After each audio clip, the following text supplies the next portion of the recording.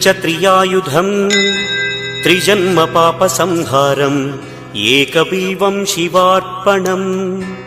त्रिशाखैः बिल्वपत्रैश्च अच्छिद्रैः कोमलैः शुभैः तव पूजां करिष्यामि एकबिल्वं शिवार्पणम् कोटिकन्या महादानं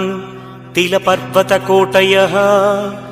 काञ्चनं शैलदानेन एकबिल्वं शिवार्पणम् काशीक्षेत्रनिवासं च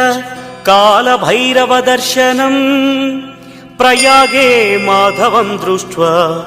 एकबिल्वं शिवार्पणम् इन्दुवारे व्रतं स्थित्वा